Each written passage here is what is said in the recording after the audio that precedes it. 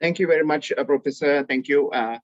Can you see me, see the full screen, or is it just a screen? Is it clear? Is the is my slide clear? We can still see your notes, Faisal. You could see my notes. Okay. Right. Yeah. Great. Okay. Thank you. There we go. Nice. So, as you know, my name is Faisal Buhari. I am going to be speaking about Federalist number 10. So the Federalist number 10 is one of the most important documents in the ratification of the Constitution, and it was done along with those other 60 or 85 federal documents. The Federalists go up to 85, and there were mainly three people that were behind it. We spoke about the Alexander Hamilton, J. Madison, and also John Jay. So these are the three people that that were working behind the scene. So this particular Federalist paper was written on November 22nd in 1987, and its birthday is coming sooner. So I would like to ask you guys to be watching closely, because I am going to from time to time I will call you to answer some questions which will be coming up in between, and I'm looking forward for the feedback from you because it's part of the grade that we all respond and also give feedback. So Federalist number 10, factions as both a threat and protection for liberty. And how do you think we would the Constitution will protect liberty against the tyranny of the majority? So the question is about a tyranny from the majority. So the main idea about Federalist number 10 is that you keep in mind is it's about factions, F-A-C-T-I-O-N-S. Even if you sleep throughout this presentation, don't forget that Federalist number 10 is about factions. So let's say what James Madison have to say about it. How among the numerous advantages promised by a well-constructed union, none deserve to be more accurately developed than a tendency to break, control the violence of faction. He sees factions to be a very violent tendency, and it will basically destroy the union that we are trying to come together. So therefore, what he's trying to say is we need to protect the country from factionizing. But let's see what he has to say more about it as we go along.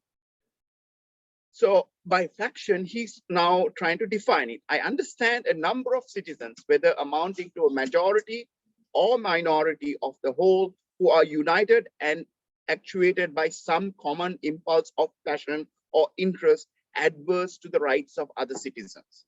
So they're talking about not about factions in terms of minorities and majorities, which we would assume at today's jargon, but this is about the people that can adversely affect the rights of other citizens to the and to the interest of the community. And then he goes on to say he doesn't like democracy. Basically, today we speak a lot about democracy. We try to go to other countries and promote democracy.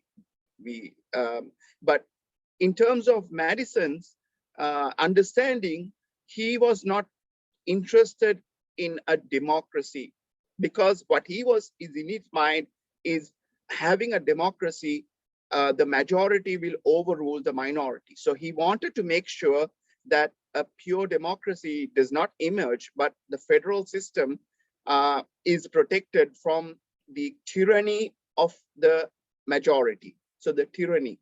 So when you say majority and the minority, they want to make sure that the minority is protected from the majority. But as we go on, we'll understand who are the minority and the majority are. So I want to ask a question from you. So if you guys can type in, what do you think is a faction? What is a faction? Is it a whole number, a group?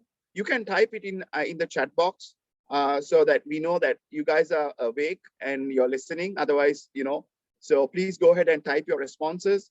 I may not be able to see it. So most people say a group of people, a political party.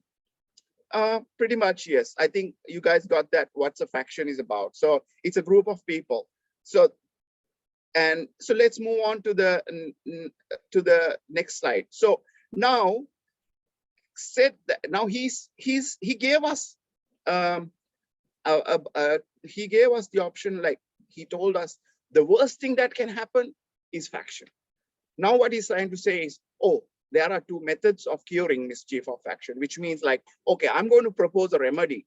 One by removing its causes, the other by controlling effects, right? So it's like getting COVID.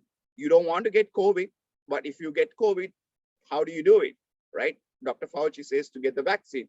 So what he wants to say is there are two methods. So he in the beginning, he says like you can either stop forming factions or limit their effects. Let's say about a faction, like, in our group, we have people who graduated from a particular university. We might get together and we can form a faction, or somebody who's working in the same place, they can form a faction, or people who have some certain characteristics, like a socioeconomic status, or it could be, the culture they belong to. So those factions can emerge. And what he's saying is now that we can do either way, either stop forming faction or limit their effects. So now I'm going to the next question to make sure you guys are awake. According to Madison, what are the two ways to control faction? So can you type in if you can? Otherwise, you might be fallen asleep. So the professor is watching. I'm going to download and give the chat results to professor so he can see who is responding and who is sleeping. But those who are driving, I understand that you guys are driving and you wouldn't be able to. So I think you got the answer. So he said, rather than remove the causes or control the effects. Okay, so let's move to the next slide. He says it could never be more truly said that the first remedy, that is worse than the disease. So liberty is to faction what air is to fire, an ailment without which it instantly expires.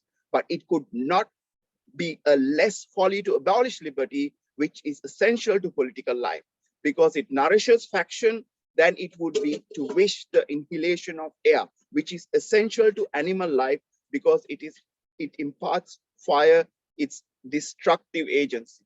What he says is, hey, come on, it's not practical. We are about liberty, and we need to let this faction form. But and he's trying to equate it like animal life, like oxygen. We need oxygen to survive. It's something like that. It's essential to life that we need to form factions. But now let's see what he says again after that. As long as the reason of man continues fallible, he is at liberty to exercise different opinions will be formed. What he's trying to say is, right, anybody, you guys can have a million opinions, and we all have opinions. You ask Kiran, her baby has an opinion. You ask Kamra, he had a daughter recently, that child has an opinion. Everybody has an opinion. So what he's saying is it continues. People will have opinions because they have the liberty to think about. Now, let me go back to another question. So make sure that you guys are following my beautiful Sri Lankan accent and understanding what I'm going through. So the remedy of removing cause is, according to Madison, is what? Is it a cause to rejoice?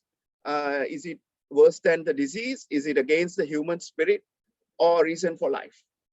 And I am looking at the chat points. Okay, I get some response. So what he's saying is it is worse than the disease. to remove the faction. So he's promoting faction at this point now. Okay, as long as the connection subsists between his reason and his love, his self-love, his opinions and his passions will have a reciprocal influence on each other. And the former will be object to which the latter will attach themselves. The diversity in the faculties of men from which the rights of property originate, it is not less inseparable obstacle to uniformity of interest. So what he says is, hey, come on, let's people have factions, right? Because when they have factions, he has self-love, he has his own opinion. So they will fight among themselves because they get muted. They, each of them will come up with their own idea. And it's finally, it's like nobody wins this. It's everybody can have a big faction, but then we'll see what's going to happen as he goes on. So the next is, what he's saying is, hey, now, because of this faction, what we want is a Republican government, not a Democrat. Democratic government is bad because democratic government will infringe on the majority, will infringe on the rights of the minority. Therefore, a republic is the solution. It says a republic, by which I mean government in which the scheme of representations takes place, opens different prospects and promises the cure for which we are seeking. So he let the cat out of the bag. Republican government, that's what's going to give the solutions to this faction problem. Okay, now why do you think a republic is preferred over to a pure democracy? There are 4 options here. Do you think republics are not affected by factions? Pure democracies can overcome factions, or pure democracy are corrupt, or republics are more likely to put the public good first? So this question is from a question bank. And I think as we go along, we want to say that Republican government is good. So I would go with number 4. And for those who voted with number 4, I think we are on the same lines. Okay, now let's move to the next slide. So, so now he's speaking about a factions itself. Now he says, okay, we cannot have control the factions. So let make factions evolve, right? So you take in a greater variety of parties and interests because of the faction, right? And you make it less probable that a majority of the whole will have a common motive to invade the rights of other citizens.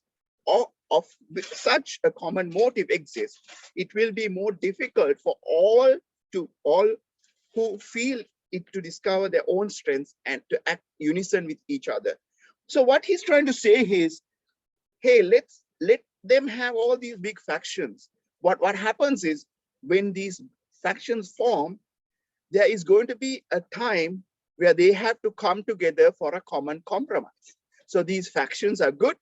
They have strengths because they will start automatically, or over the period of time, they will understand, hey, in order to win a side, the other side has to accommodate that. So it will be easy once they discover that they have their own strengths and weaknesses, that they can start working to each other by compromising. Like the Democrats and the Republicans, you have seen how much they compromise, right? And so anyway, let's move forward. So what he's again saying is, it's so important to form the faction. So he's talking about bigger factions and different types of factions, because when you have these big factions, how the power will get diluted. So it says the influence of factious leaders may kindle a flame within their particular states, but will be able to spread a general configuration throughout the other states, right? So they cannot. So they can have a particular state with a big leader who have a particular interest, but they won't be able to spread it to the other states. At this time, we had 13 states. So a religious sect may degenerate into a political fraction in a part of the confederacy. But the variety of sects dispersed over the entire face of it, must secure the national council against the danger that source. So again, what he's saying is you can have these large faction, but their voices will get diluted and they will come together. But if you don't have this this federal system, it won't be able to work along, because now they have a confederacy which doesn't work together. They all have their own systems, which doesn't, and it's also a weaker system.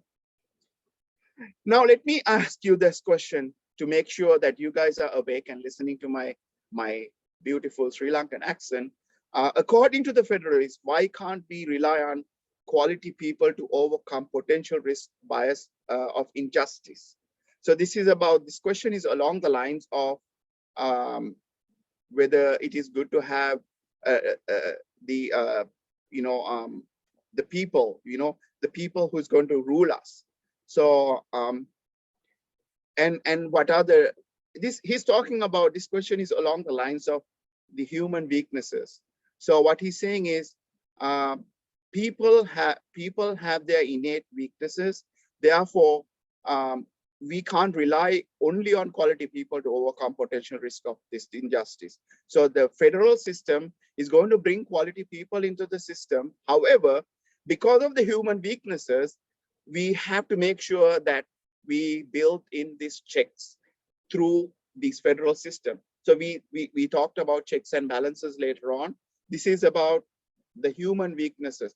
One thing that I must say, that these federalists are really clever. They have understood human human nature really well. They understand the fallibility, the goodness and the badness of people, the evil and the good. And also they have studied a lot of other governments that were in essence rulers at that time, and they want to make sure this particular republic they're forming does not get diluted or affected by those corruptions that they saw in other systems. So now he's talking about the structure of the union. The proper structure of the union, therefore, we hold a Republican remedy for a disease most incident to Republican government.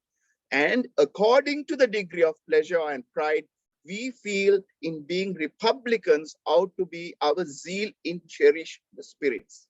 So, hey, we are free people, we are free thinking people. So we have to have this union. We will compete with each other, and after we compete, we will compromise. That will bring us results. So he's bringing several arguments that having a union is the best structure, in terms of to have, because he's also speaking to our pleasure and pride. We know that we get our motivation, the main human motivations are through pleasure and pride. So he's bringing in those, invoking those, and also speaking about how to cherish that spirit. Going to that. So what do you think about it? Does Madison prefer a larger republic or a smaller republic or a medium-sized republic? What do you think? Because is it a good idea to have a smaller republic, or what do you think of the republic Madison prefers? Okay, let's see my answers. Okay, yeah, I think there is a mixed bag here. Madison actually prefers a larger republic, because what he says is when people come in, a lot of people come in, they are coming in various ideas and various thoughts. So this large group of people will come with a host of ideas that they wouldn't be able to agree on. So have a large republic and also have this large faction that will not be able to come together, but then it's a powerful also because they can compromise and they also bring strength.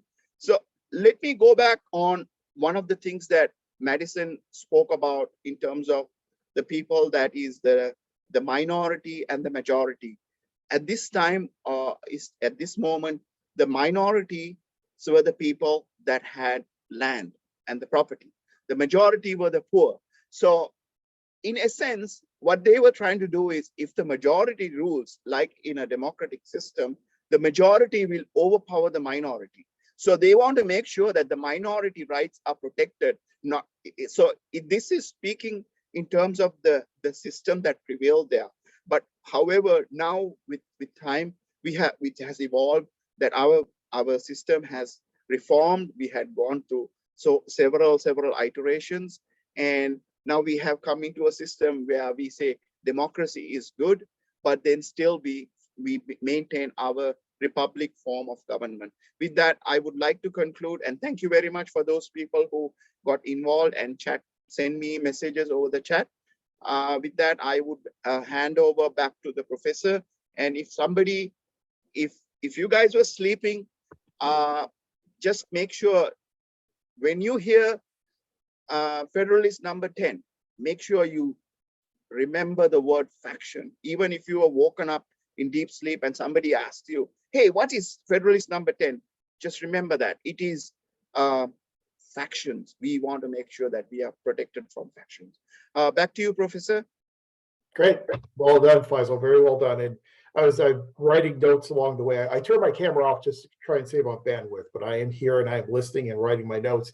A few things I certainly agree with you on. I think you did a really nice job covering the primary aspects of Federalist number 10. You're right, it is about factions. And so when you think about Federalist 10, you're always going to think about factions, and Madison's discussion about what we do about factions. Can we eliminate them, or do we just have to try and control their effects? And one thing I thought was really great, Faisal, is that you pointed out the framers were very clever, and they knew existing political philosophy at that time. They were students of Montesquieu and students of Hobbes and students of Locke and Rousseau, and they knew these political philosophies. And the prevailing political philosophy at the time from someone like Montesquieu called for what was called a compact republic. And the idea was that the most efficient and most effective form of government would be a compact, a small government. But what Madison, as Faisal points out in Federalist 10 argues, is he argues for a compound republic. And it was really no pun intended, but a revolutionary thought at the time, that it's a more compound republic, the larger governments that can actually rule more effectively and more efficiently.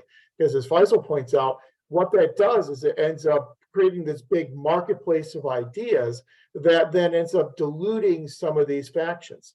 If you had small governments, such as in a confederacy, and so in a confederacy, you had all these small governments. In those small governments, those factions become much more magnified and they become much more powerful because you don't have all these other opinions and all these other ideas and theories to dilute those factions. But in a compound republic, you have that dilution of the ideas of the factions, and you can then do what Hamilton referred to as, you can balance ambition against ambition. You can balance faction against faction to then ensure that one faction does not become too powerful. And so this whole idea from Madison of a compound republic really underscores the type of system that they put together. And as Faisal pointed out, not only were they students of political philosophy at the time, but they also were very well versed in historical governments as well as contemporary governments. And they knew all the different manifestations of governments around the world, the flaws and the advantages of each one of those different types of governments. And they could then draw upon those advantages and all the best parts of those different types of governmental systems to incorporate then into this compound republic.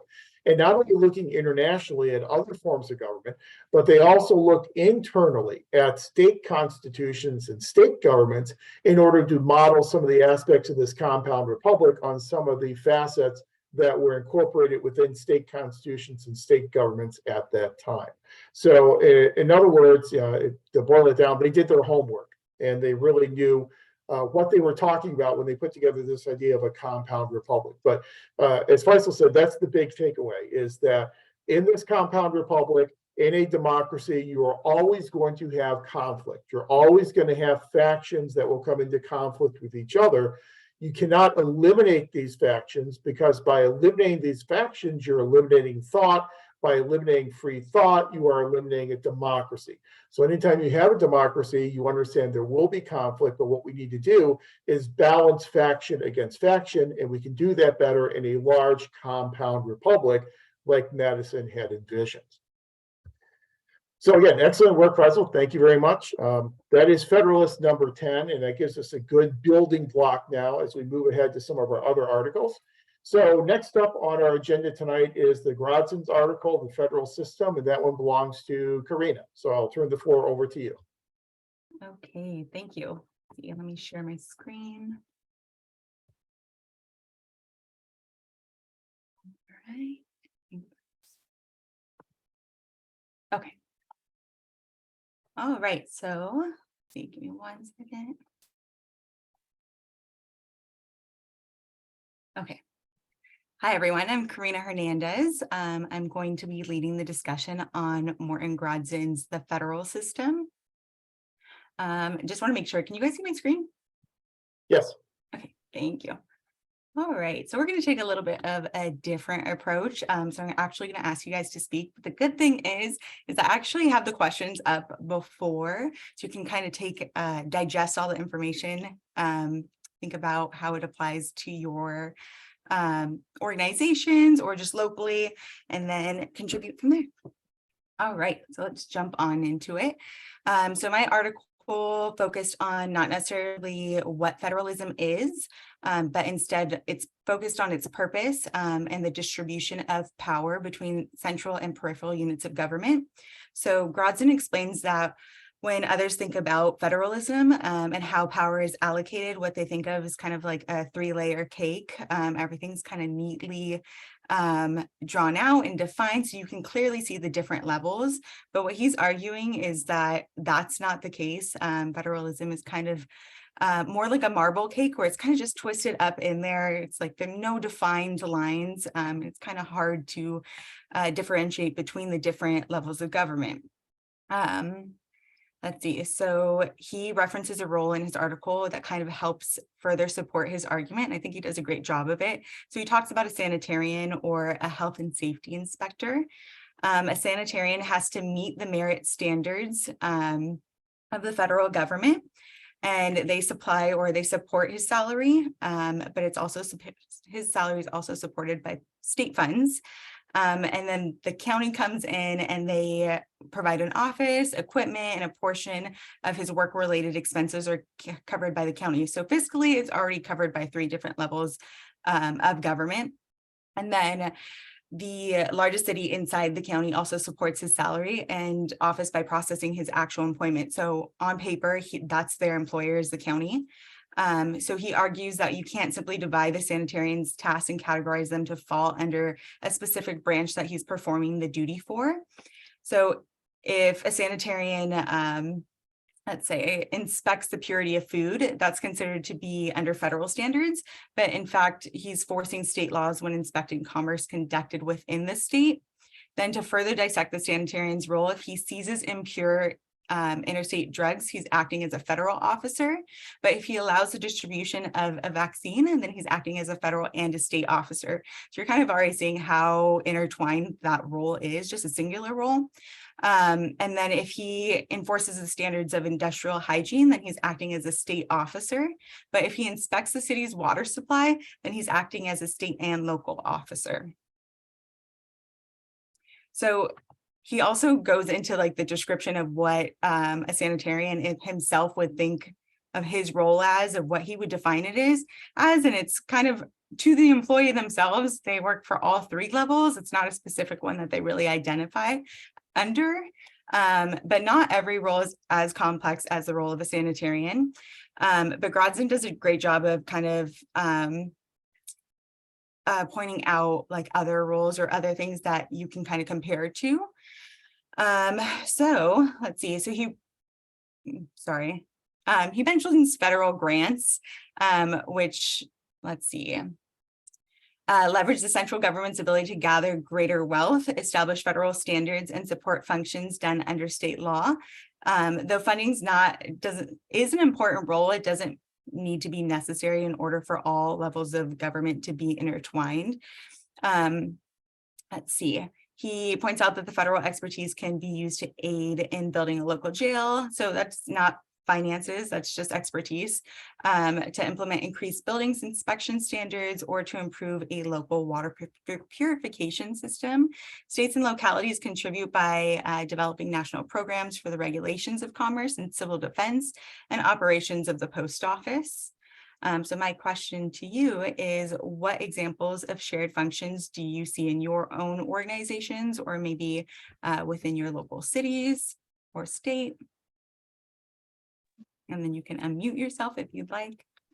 I can answer something. So because you said sanitarian, I do work for the Orange County Sanitation District in Fountain Valley. So one example that comes to mind is that if you have a facility, a company that we're inspecting in Irvine, in the city of Irvine, it's interesting because the wastewater comes to the plant in Huntington Beach and Fountain Valley, but because the local sewer is owned by the city, especially Irvine took theirs back from the county. So the laws that would be applicable at any food manufacturing facility would be Irvine's as well as our sanitation districts. And then on top of that, if it's a metal finishing facility, an aerospace company or a pharmaceutical company, which there's tons in Irvine Tustin service area, they also have to abide by the laws set by Cal EPA or federal EPA that has it divided into regions. So that company is a really confusing setup because there are federal limits and there are local limits for Irvine, and then there's also limits for the county, and then we put all of them on the paperwork and the strictest applies. So it gets very confusing for companies, but the role itself, the engineer is obviously paid by Orange County Sanitation District. It is a special district, but the company has to fall under these different regulations. Perfect. That's a perfect example, Karen. You really nailed it. And I knew that if you heard sanitarian, it would really pique your interest too. So I'm glad that you joined in that conversation. Faisal, I see you reacting. Do you have something to add too? Similarly, we also do the similar thing. I mean, I work for a city, so we maintain and we build and maintain the sewer collection system, but then we hand it over basically to the county for disposal, and then I mean they have the trunk sewers. That's how it is, because we don't have our treatment plant or facility. We are a smaller city, so it's kind of like shared. So some of the difficulties is when we are doing upgrades to the system, where those connections happen, we have to go through those permitting process, and they can be a very lengthy and also very cumbersome. The bureaucracy is very, very hard to deal with. That's wonderful. And Faisal, that's great. I'm glad you brought that up because we're going to bring that up later of reasons for decentralization. And that's an exact reason. If you don't have the resources to perform a function itself, then obviously you're going to have to go another route and find like kind of outsource that work. So great example. Thank you. We're going to move on. All right. So Grosson points out that there are 4 attempts to reform the federal system from the 1940s to the 1960s. See, is this little guideline? Okay, if he's playing, he's pretty cute, but sorry, he's not playing. The goal of the attempts was to minimize federal activities, though they overlooked one major thing. The American government acts under shared functions. They instead thought the complete opposite, that federalism has a tradition of separateness, and they tried to further separate functions and tax sources. So there's 4 major attempts. Eisenhower was in charge of the Joint Federal State Action Committee, which JFSA, and it was established to designate functions that states could assume. So basically the federal government was like, I don't want this, have the state control it, and identify revenue adjustments that enable the state to fully take over functions. So remember, when the federal government was they don't have to be contributing financially, but a part of it, they're like, okay, if we're going to give this responsibility to the state, we're going to take that funding away. We need to find another avenue for them to have the funding to support that program. The committee itself was determined to create action. So they had ample research available from the previous attempts and no constitutional impediments. And and no party conflict standing in their way. They worked for 2 years to try and identify how they could strategically decentralize via separation of functions and taxes. In that time, they were able to identify 2 programs. The program comprised about 2% of the federal grant program that could be handed over to the state to run.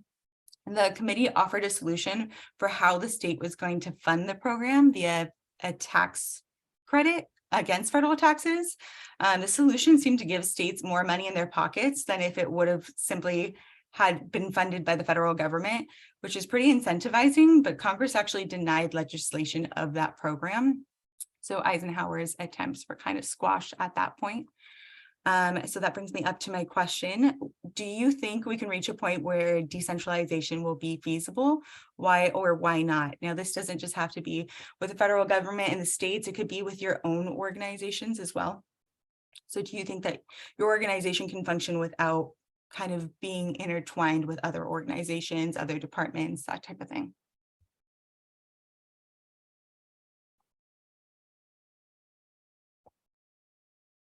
We generally like to have a point person to deal with. So centralization is kind of makes it easy for us to run because of decision making process. Yeah, I can just agree as well. Sorry. just to chime in, I believe that we will not function well alone. Essentially, we do a lot of, as far as planning goes, we send a lot of projects out to be reviewed. Planners aren't or don't have the capability to wear all the hats for analyzing certain possible mitigations or effects on the environment. So we send these projects to Air Pollution Control District or San Joaquin Valley Air Pollution Control District. So that's a regional base, but it's ran by the state. Same thing with the State Water Board. These things, these projects have to be sent to these state agencies so we can facilitate our responsibility of going through CEQA, analyzing our project, making sure that this project will not affect the environment in certain ways. So doing it alone as one local agency would be pretty much impossible. Perfect. Thank you, Kamara. I think that was great. I mean, what you just described is complicated, and I don't think we can rely on one organization to kind of manage all of that by themselves. So I personally agree with you that it's going to be hard to decentralize, at least for my organization.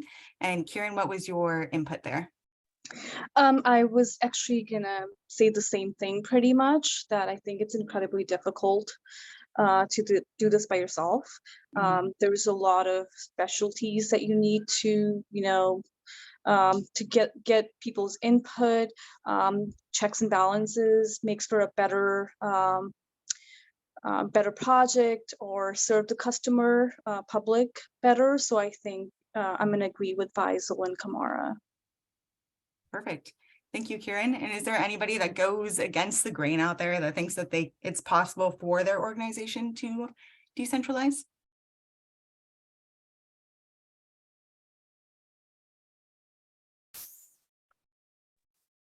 Okay. Karina, I'll say I don't think it's possible, but I would really like it to happen. So I find that the multiple levels of the system that we're forced to navigate is an undue burden for small sort of CBOs working with the government. And it's like truly a burden and unnavigatable. I don't know if that's not a word, but like everyone has said, I don't see how it's possible to unwind all of the systems and still operate. Perfect. Thank you, Christina. Hey, Karina, if I can say something, one of the issues is funding. I Right. mean, the state and the federal government, the revenue they generate for a small city like us, a contract city, we're always going to rely on a central, someone above us. We may not like the regulators, the state coming out with regulations, but at the same time, property taxes and the list goes on and on. We're going to rely on those larger entities and agencies because they hold the lion's share of some of this revenue that we depend on, whether it be grants or entitlements. Perfect. You said it well, Bernie. Money talks. All right. And then we're going to move on. All right, so in order to figure out how to unwind the federal government system with other levels, Grodin describes how the nation got there in the first place. So some points that he made, which should be considered, is the mere fact that states existed before the nation did, so before the federal government, and simply creed. Americans had a distrust of centralized power and instead placed pride and value in the strength of their local government. There was a slight shift in the 1937, when the Supreme Court gave a lot of flexibility to Congress, allowing them to act reasonably in the interest of the whole nation. So that kind of limited the argument of it was unconstitutional for them to have central programs. This didn't give Congress like a blanket control over states though. So there's still constitutional restraints on centralization that exist, like the assignment of senators per state, the state's ability to administer national elections, lawmaking abilities, or the simple existence of political parties, which hold a lot of political strength. So my question to everyone is, what contributors to dispersed power do you see in your organization? And Faisal, that's what I had mentioned earlier, where you had a perfect example, but can anybody think of anything else? So why can you not essentially take care of anything on your own, or everything on your own, I should say?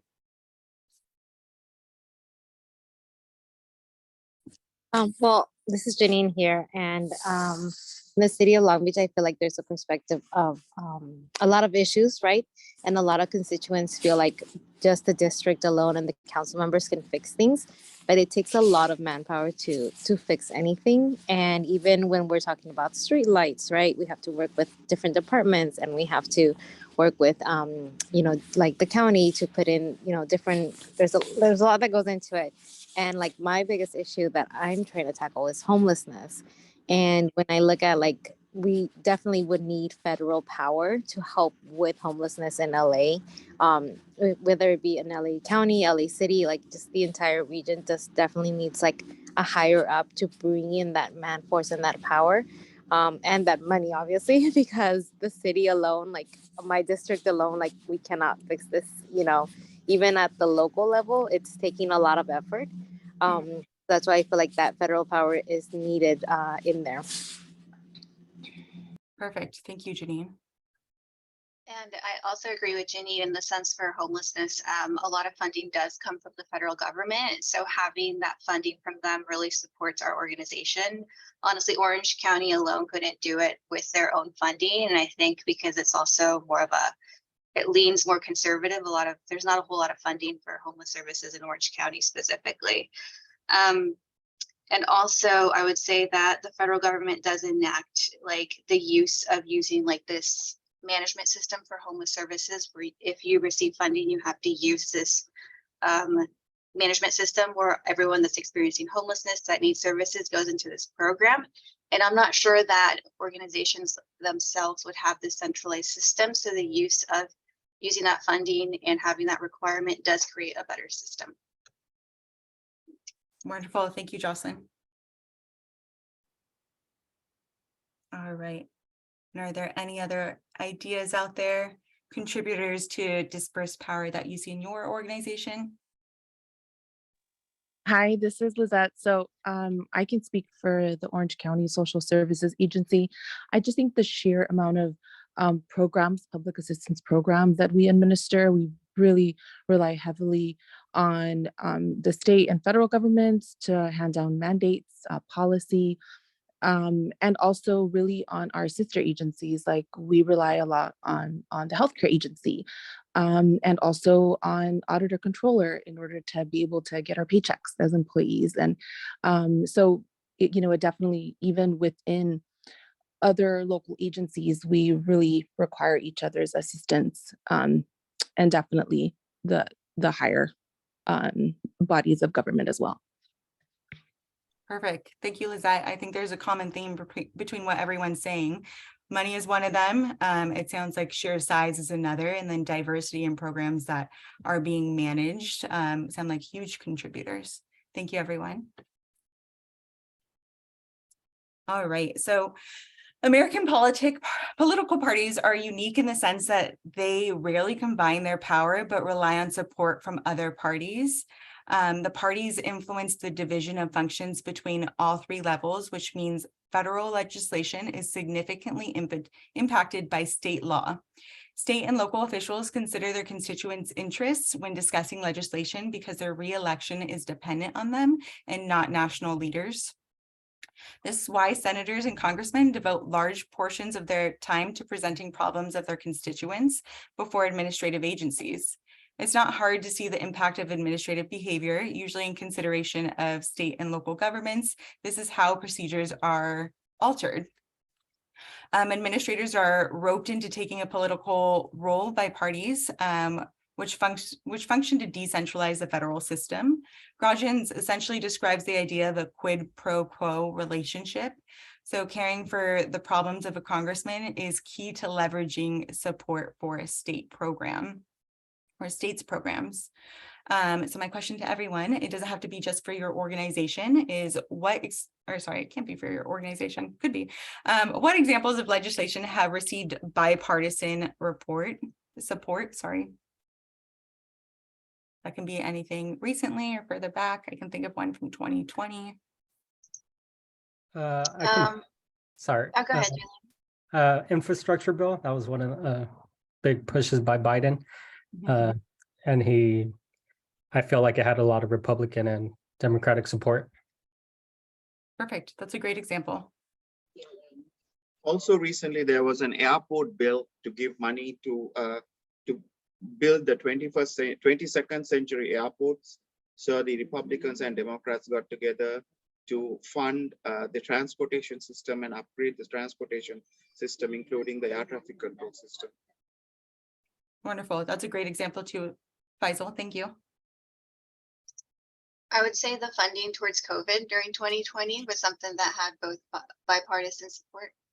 Perfect. That's exactly what I was thinking. I think that's something that comes to mind for a lot of people.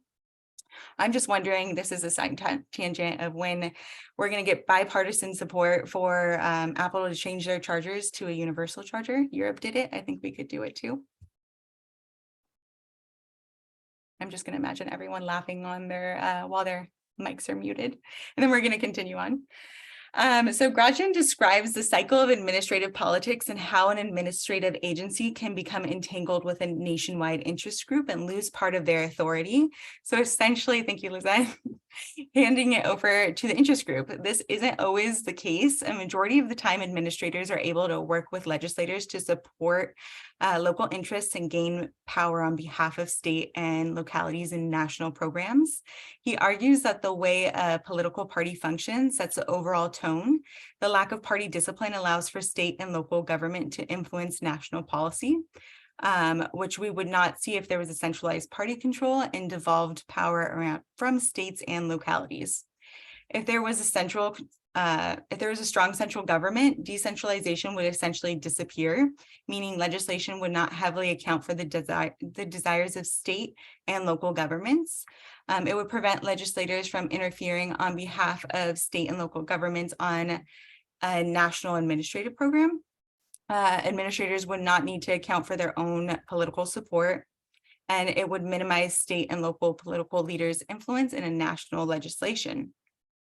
Grosjean concludes his assessment with a final thought: to share functions is to share power, and to eliminate shared power means that we need to end we need to end decentralization.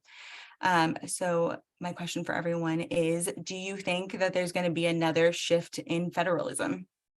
Is there going to be a shift in power between states and the federal government or localities?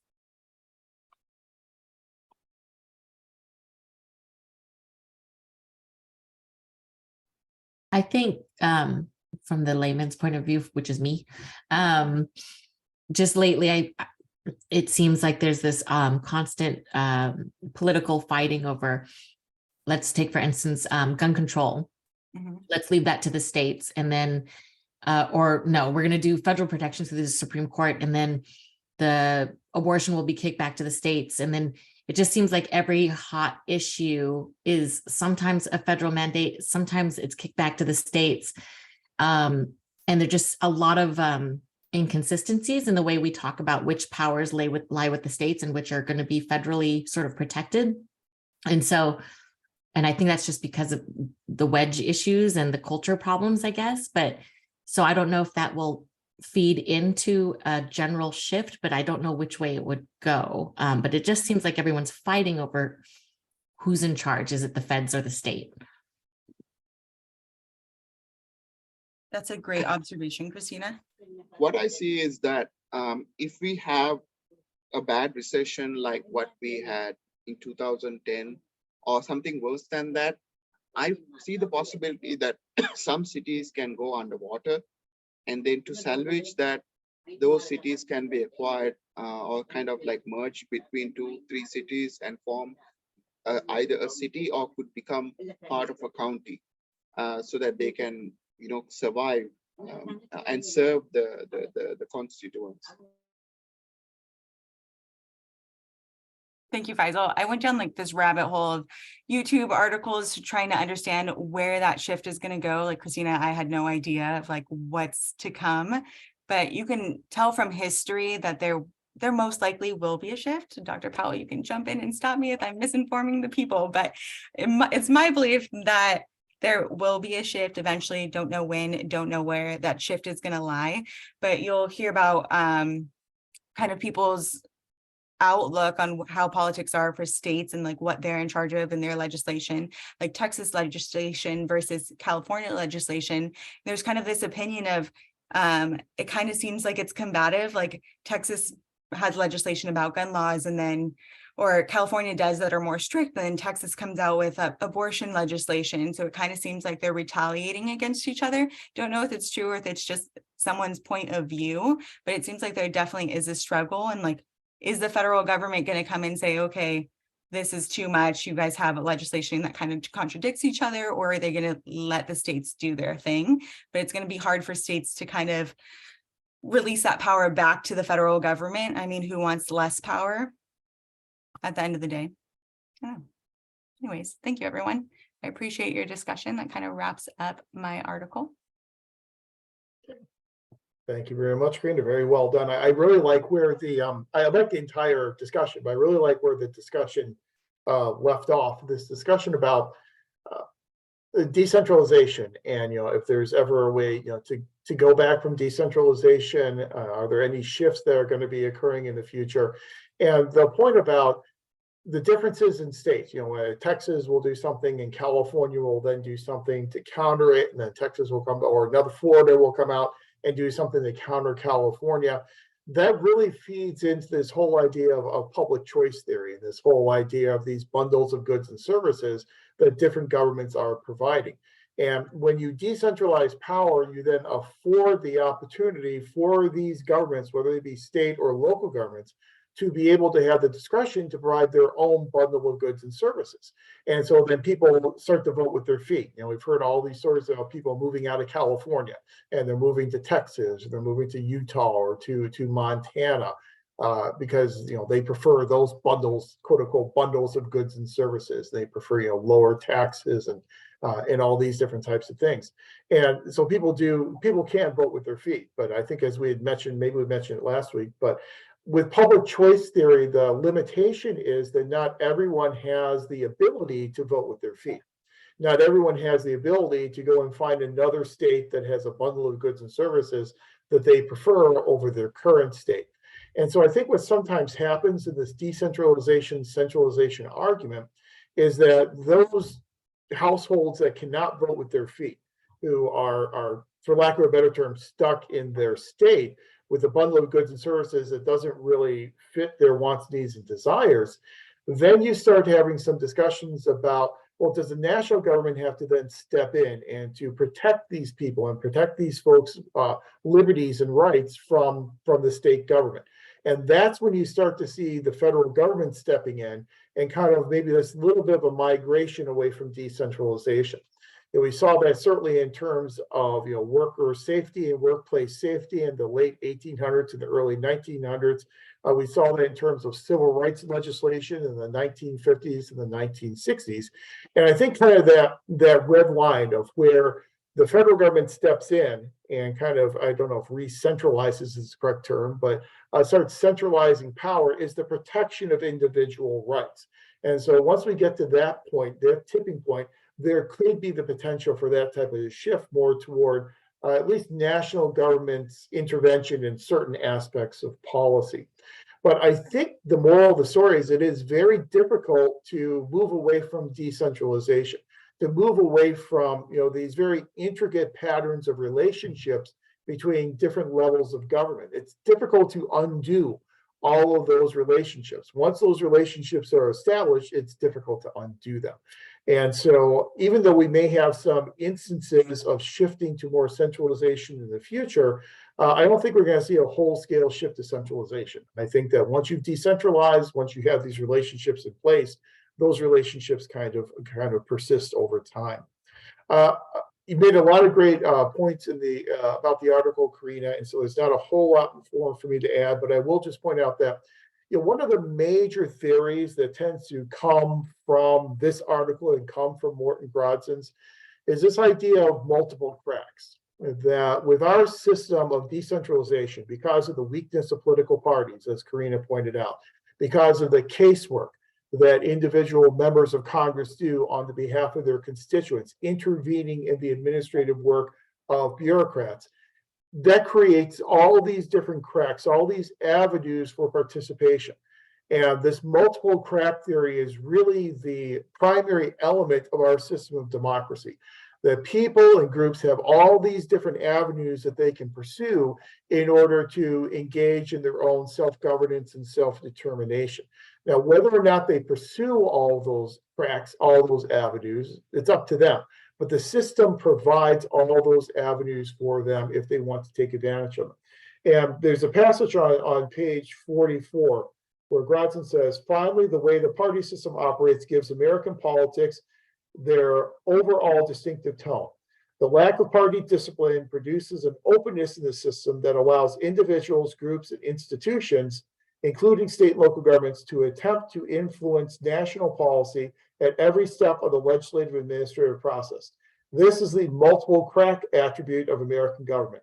Crack has two meanings. It means not only the many fissures or access points, it also means less statically opportunities for wallops and smacks at government. I think it's an interesting thing. He said it's not just all these cracks where people can participate, but there are also these opportunities for people to take shots at government.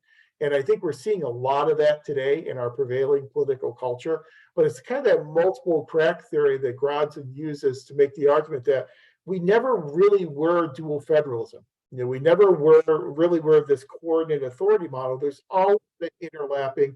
There's always been overlapping between the functions or responsibilities of governments, public and private sector, interest groups and government agencies. We've always had that overlapping type of feature. And I think, again, that multiple crack theory has become very, very famous, if you will, in the field of American federalism. Well, thank you very much, Karina. One other thing, every version of this textbook, some articles remain and some articles drop out.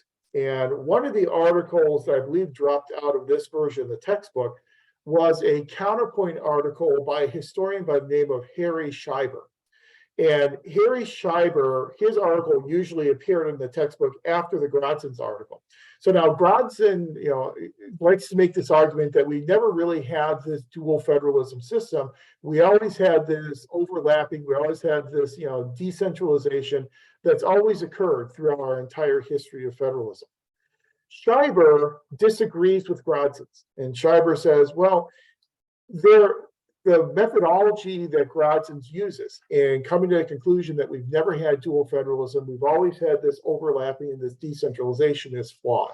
In that Grodson's didn't look at the entire spectrum of policies. He just selected the policies and uses examples that would support his argument. So Scheiber and others will contend with Grodson's and say, well, actually, we have had dual federalism.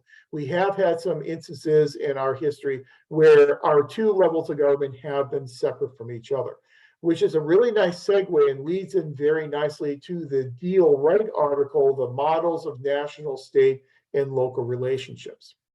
Because what Deal Wright does in his article, it's a very famous article, and Deal Wright is one of those top 3 or 4 people in the history of American federalism in terms of scholars. But what Wright points out is there are 3 different approaches or 3 different models of federalism that we have seen in our country over time. The one model, the first model, is what he calls the coordinate authority model. And he provides for you examples on page, I believe it's 48, if I'm not mistaken, of these different Venn diagrams that show you the 3 different models. And so in the first model, this coordinate authority model, we essentially have 2 circles. We have the national government, we have state governments, and the local governments are subsumed within the state government sphere of influence. But as we had talked about last week, those 2 spheres of influence are separate from each other. So they all have, the national government has its own duties and responsibilities, state governments have their own duties and responsibilities as well. As we said last week, up until the Civil War, the sphere of influence, the circle for the national government was much smaller than the circle for state governments. After the Civil War, the national government starts to usurp some of the power from state governments, and the national circle becomes bigger and the state circle becomes smaller. But in this coordinate authority model, the 2 levels of government are separate. They have their own duties, responsibilities, and powers. Now, this whole idea of a coordinate authority model of federalism, I think based upon our last discussion with Karina's discussion, I think most of us will probably agree that the coordinate authority model of federalism doesn't describe federalism very well today, and that you don't have these stark differences between what national and state governments do. But for the vast majority of our programs and vast majority of our legislation, we do tend to have overlap between national and state governments. So even though the coordinate authority model is an interesting theory, it's not a theory that really is today. It's something that we see clearly and frequently today. But that's your first model, this model of the coordinate authority model of federalism.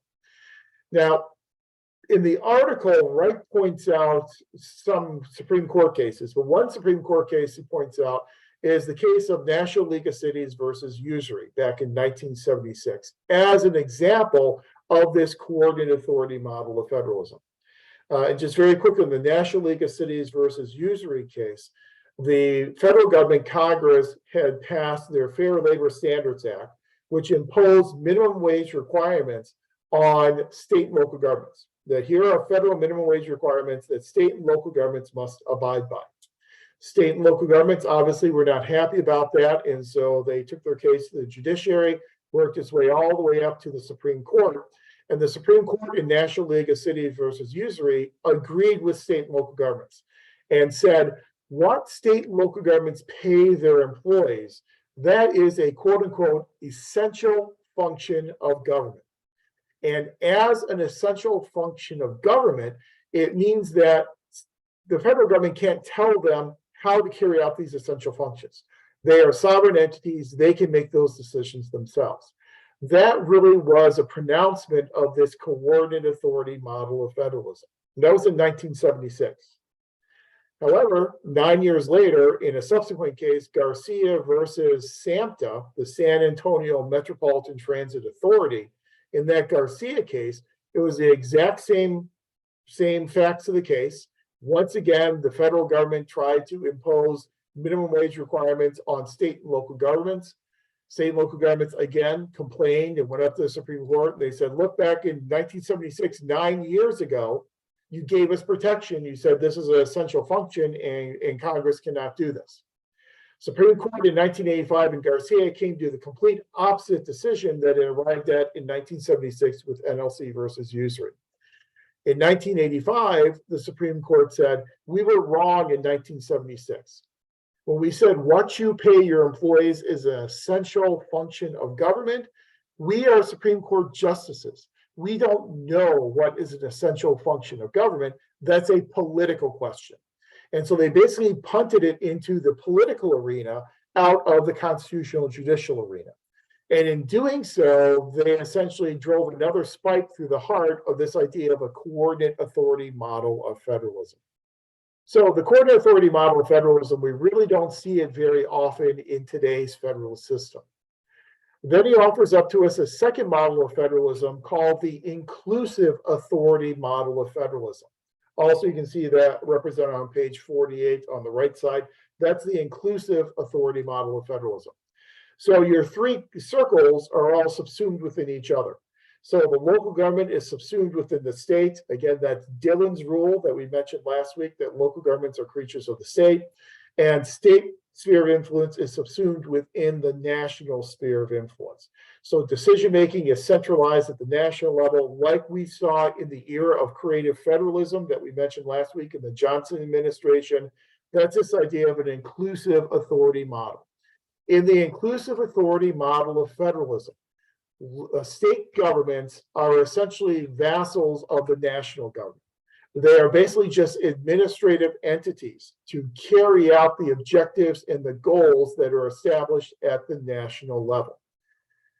Essentially, what happens is that state governments don't have authority to make their own decisions because you've got a lot of elitist decision making, in that you have these elite groups, these strong, consistent cadre of elite who are making decisions across a broad array of policy areas. So it's not really the state governments that are making the decision, it's these elites who are making these decisions. An example of that comes out of the work of Floyd Hunter and his analysis of Atlanta, Georgia in the 1970s, where he found that decision-making in Atlanta, Georgia was being made by a small group of corporate leaders, especially from Coca-Cola, since Coca-Cola essentially owns most of Atlanta, Georgia. It's the big corporation in Atlanta, Georgia.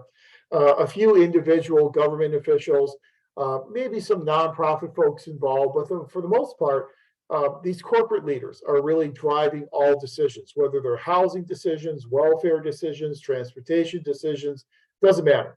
The same group is involved in all these decisions. A countervailing theory that counters the elitist thought is what's called pluralism. And you've been exposed to pluralism, I'm sure, before in the program, coming to us from Robert Dahl and his work at Yale University in the 1960s. Robert Dahl looked at New Haven, Connecticut, the home of Yale University, and looked at how decisions were made in New Haven. And he found that you had groups, individuals and groups, interest groups that were making most of the decisions. Again, when you have interest groups making most of the decisions, you are removing a lot of the power from government officials, from state and local governments. And so there again, we're saying, well, the state government really is just kind of an arm of the national government. It doesn't have the autonomy to make decisions itself. Another prevailing thought was the economic model of federalism, whereby decisions are made based upon money. And so where the money comes from, that's where the decisions will come from as well. Well, the federal government has the biggest pot of money, and so the federal government will use federal grants and aid in order to get state and local governments to do its bidding. So this inclusive authority model, it's really all driven by the national government. State and local governments are basically just entities within the national government to carry out national goals and objectives. And again, that's what we saw in that era of creative federalism.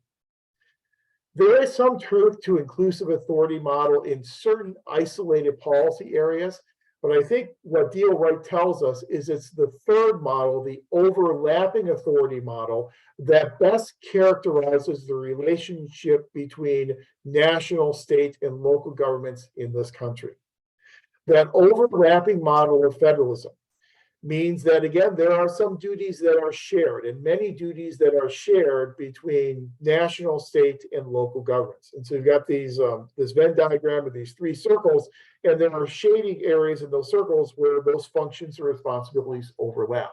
And I think it's true that it's that overlapping authority model of federalism that really kind of carries the day in terms of the typical relationship between our different levels of government. So I think Morton Grodzins would agree with Deal Wright's conclusion that's really the overlapping authority model of federalism, and that certainly today we don't have these stark divisions and stark lines of demarcation between the different levels of government. So that then brings us to the so what question. Well, so what?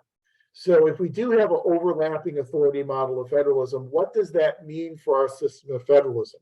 Well, to go back to Karina's article, it is exactly what Karina told us it was. It's this decentralization. It's this entanglement of different governments, of public and private sectors, of different levels of government, the entanglement between all these different governments in the provision and production of goods and services, policies, and programs.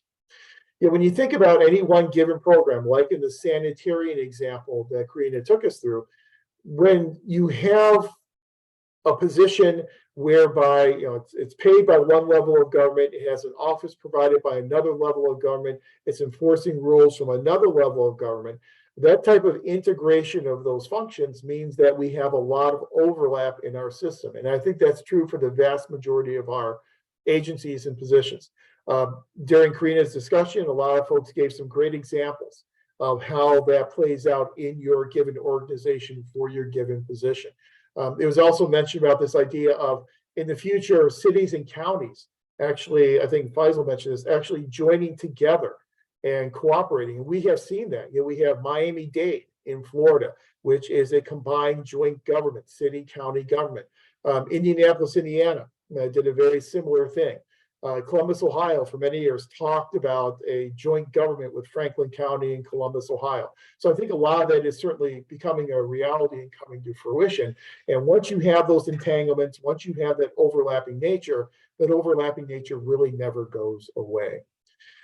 So the important takeaway from Deal Right are these three different models: the coordinated authority model, which you saw primarily from the late 1700s up through the New Deal, the overlapping authority model that really starts to form after the New Deal, the inclusive authority model that we see primarily in the Johnson administration and creative federalism. But of the three, as Wright tells us, the dominant example of our system of federalism really is this overlapping authority model.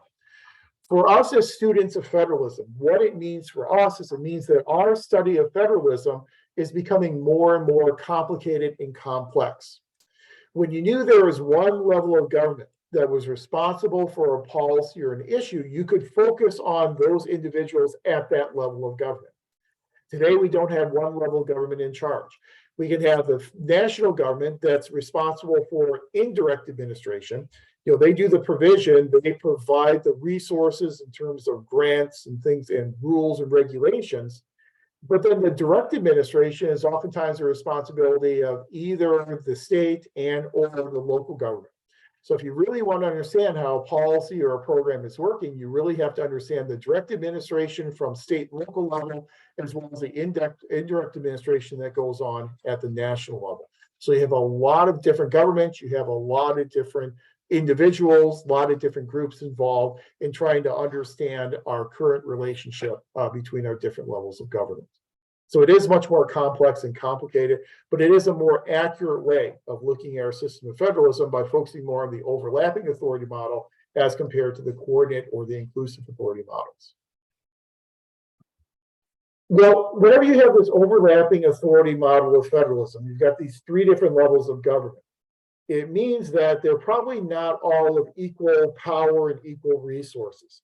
And the proper role of a state government is what Martha Durthick handles in her article, The Paradox of the Middle Tier. And I think that the title of the article kind of gives it away. The paradox of the middle tier is that state governments are in this middle tier. They are crunched in here between the national level and the local level of government. In some aspects, state governments have sovereignty, and they certainly have power in their primacy. So Durthick says, who put the nation together? Who put the union together? The states put the union together. You read the Constitution, the 10th Amendment, the Reserve Powers Amendment to the Constitution, the limitation and enumeration of powers of Congress in Article 1, Section 8, it leads you to the conclusion of the primacy of state governments. However, the counterpoint to that is things like the Supremacy Clause. And so the Supremacy Clause of the Constitution, Article 6, as we know from last week, says that the Constitution is the supreme law of the land. So when the state comes into conflict with national laws and constitutions, it's the national laws and the national constitution that will carry the day. So we have this situation where states are kind of in this middle ground, this middle tier. She argues that since they have primacy, since state governments came first, James Madison tells us that. James Madison, we won't get into Federalist 39 because that's one that Crystal will talk about for us, and we may do that one next week. But I don't want to steal too much thunder from Crystal and Federalist 39. But Madison says that the Union came from the states. The states made the Union. They're the ones who put the Union together. So that type of primacy means that you would think states would be able to push back on national authority and push back on these orders and these mandates from the national government. But the truth of the matter is, it's difficult for state governments to push back on federal mandates and push back on federal orders.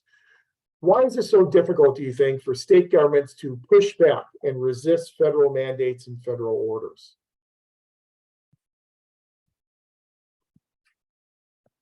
Any ideas? Because of grant assurances they have. With the grant assurances, if you push back, you will be stopped from future funding, current funding, as well as it will be very punitive. Right. Absolutely. And in a future article we'll read, again, by Durthick, talks about the withholding of funds. And national government can make these threats that, well, if you push back on what we want you to do, and if you try and stop the implementation of these federal laws, we're going to take money away from you. We're going to withhold some of your money. In a future class, we will talk about a type of federal mandate known as a crossover mandate. When that's exactly what a crossover mandate is, where the federal government says, if you don't do what we want you to do in this area, we're going to take money away from you in this area. So absolutely, the federal government can use money as its hammer to get state and local governments to comply with what the national government wants them to do. So I think that's a great point. That's one reason why it's difficult to fight back against the national government. Why else? Any other reasons?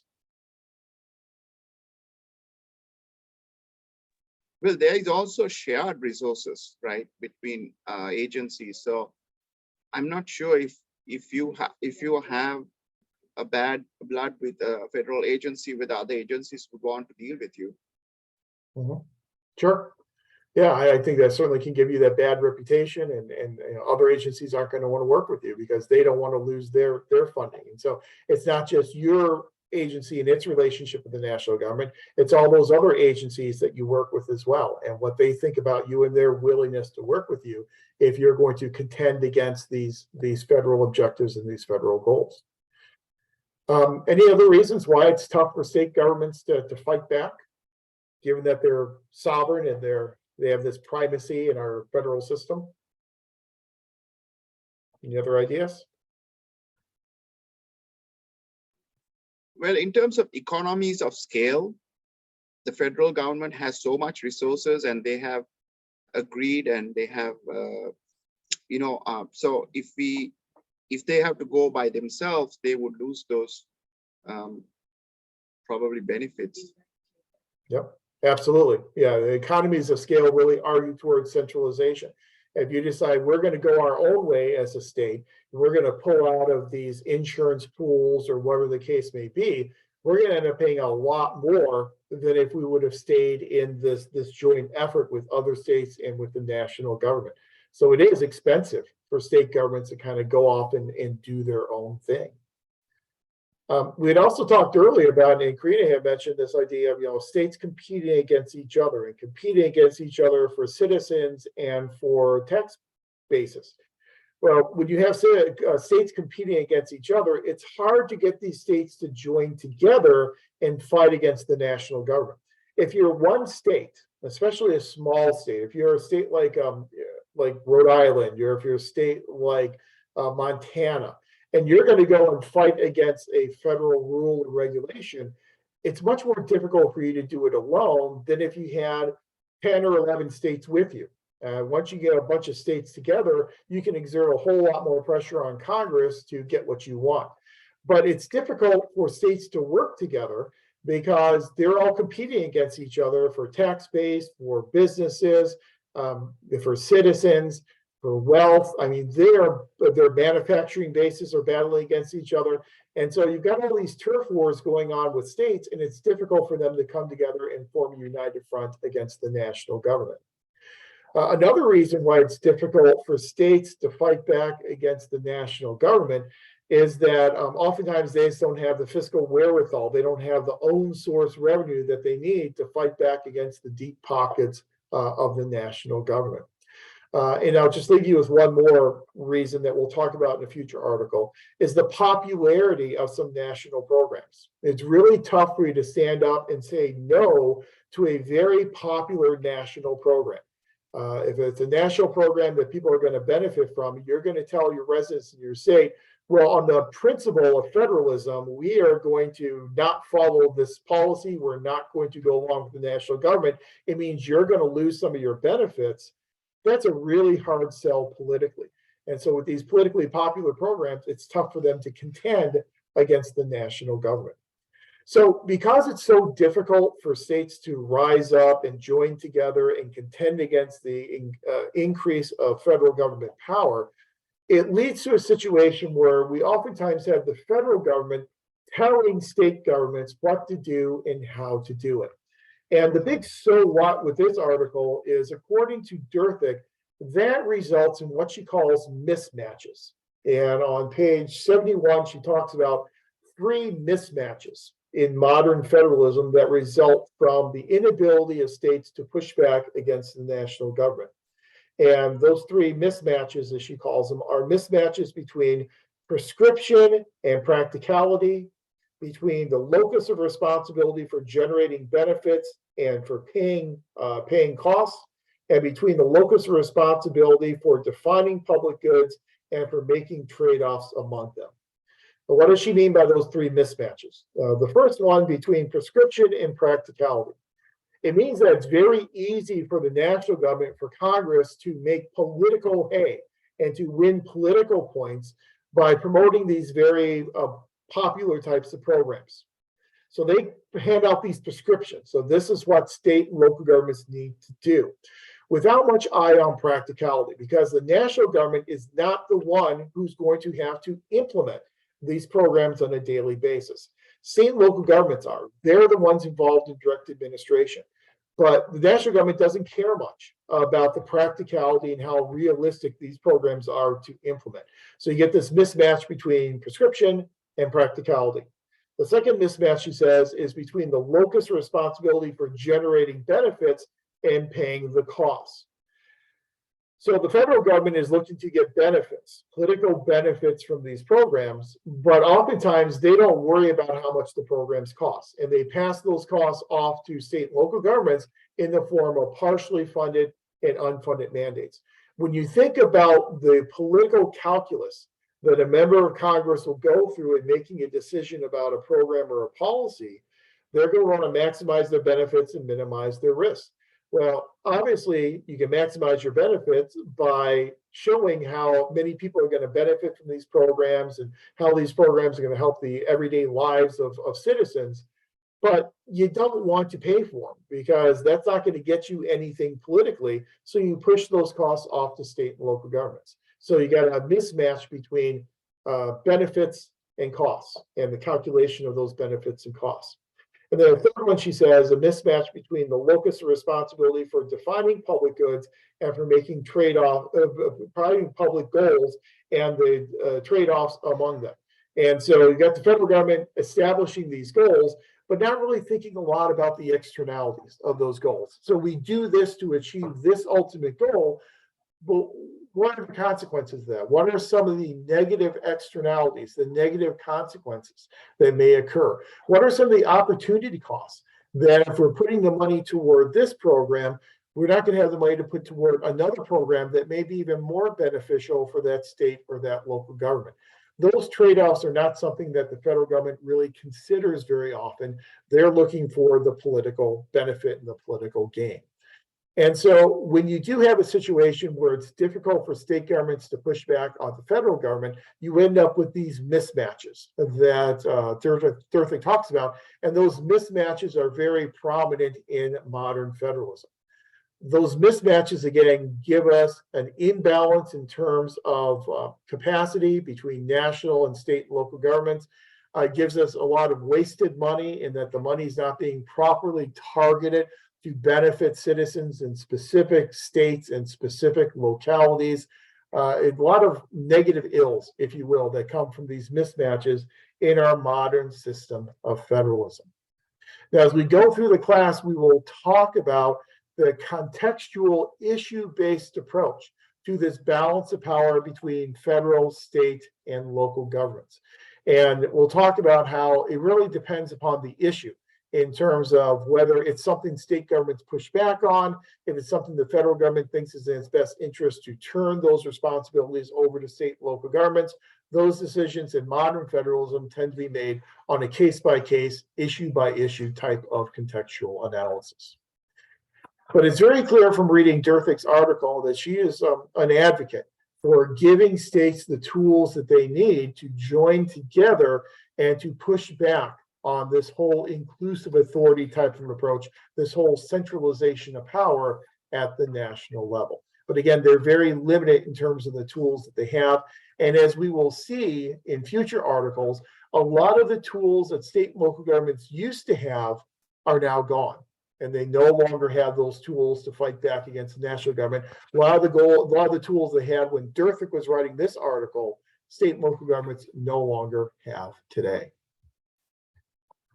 So again, I think the important thing from our right article will be those three models of federalism: coordinated authority, inclusive authority, and overlapping authority models, and what that means for the relationship between governments today. The important takeaway from the Derthik article is it matters whenever we have a centralization of power at the federal level and state governments that are not able to push back against that centralization of power.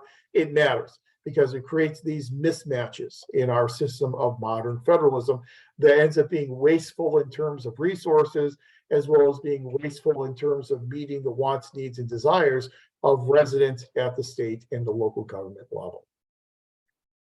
Do you have any questions on those three models of federalism from D.O. Wright, or any of these points that Derthik makes in her paradox of the middle tier for state governments? Any questions or observations? Again, my approach is not really, with the articles I do, not really a discussion. It's more so just to present the highlights and the important takeaway from those articles. I do know that Crystal has Federalist 39, but I know that Crystal also is running into an issue with her laptop and dropped her laptop, and her laptop broke. So that's going to be very difficult for her to be able to lead her discussion, and I don't want her to have to worry about that. I can understand how difficult it is whenever you lose a laptop. So I've communicated with Crystal and told her that we can hold off on Federalist 39 until next week, and afford her an extra week to get the laptop up running and everything going again for Federalist 39. So that means we'll push Federalist 39 to next week, which will not be a major issue because we only have 4 articles next week. So what we will plan on, if everything goes well, is we'll finish up Federalist 39 with Crystal the beginning of class next week. And then we will go to our discussion of the political aspects of federalism. We'll do the Camissa article with Sam. We'll do the Anna Bowman article with Monica. We will do the other Derthik article with Kieran, and we will then do the DeWitt article with Janine. So we'll have 5 total articles for next week. As you probably have noticed, as you look at the spreadsheet, we have more and more discussions as the term goes on, because, and understandably so, a lot of people pick articles that are later on in the term as opposed to earlier in the term. So we kind of backload a lot of these later on in the term. We do have that last Saturday session though, so if we don't finish up all the articles and discussions in our last Monday session, we can always carry those over for the last Saturday session and finish those up. And we've never had a problem in all these years getting all the articles done, even with a relatively large group like we have in this cohort. So I'm not too concerned about getting everything finished up. I know it's an early night, but those are our articles for tonight. Now we'll wrap up, with the exception of Federalist 39, our discussion of the background on foundations of federalism. I think what we can see is our system of American federalism is unique. And it's unique for a couple of reasons. It's unique because of our unique political culture, but it's also unique because of the visions of the framers. And I think what the framers did, as we talked about with Faisal's discussion, is they were good students of existing governments. They were good students of political philosophy, and were able to try and take the best, if you will, out of each of these different philosophies and each of these different contemporary governmental structures, and then take them and mold them together into this series of compromises that we get with American federalism coming out of the US Constitution. But what we'll see as we move forward in our discussion, the political aspects and the fiscal aspects and the administrative aspects of federalism, is that federalism is very dynamic. And that relationship between different levels of government will depend upon the issue, the period of time, the party in power. All of those factors will help determine which level of government has the primary role given the policy or the issue that you're discussing. So for this next Beach Board essay, that's exactly what you'll be doing, picking an issue or a policy you're interested in and discussing the roles and responsibilities of the different governments, and then also discussing how that balance of power has shifted in terms of the roles and responsibilities among the three levels of government. Okay. Any other observations or questions or comments or anything before we call it a very early evening tonight? Again, I think I have everyone signed up, but if you have not signed up for an article yet, by tonight, get that email to me so we can get you one of the last articles left. Let me take a look right now. I think that what we have is we have someone signed up for every article with the exception of the wide categorical grants article by the US ACIR that's going to occur on the 28th. So that's the only one that has not been signed up for yet. And if it remains that way, which I assume it will, I'll go ahead and lead our discussion of that article. Okay. All right. Faisal, go ahead. Professor, clarification about the article critique. So the article critique has to be done before anybody presents it, right? That particular article. Okay. All right. Thank you. Yeah, you're exactly right. That's correct. It has to be turned in before we discuss in class, before the discussion is led in class. Right. So for example, if I'm doing 39 because Crystal didn't do it, it's kosher. Absolutely. Yeah, it's a good point. Yeah, Federalist 39 is fair game again for being done as long as it's turned in by next Sunday. You can do Federalist 39 as the article critique. Yep, that's a great point. Thank you, Professor. Sure. Okay, well, if there's nothing else, I hope you enjoy your early evening and have a great week. And we'll be back at it again next week with our discussion of the political aspects of federalism. So take care and have a great week, everyone. Thank you, Professor. Good night. Thank you. Thank you.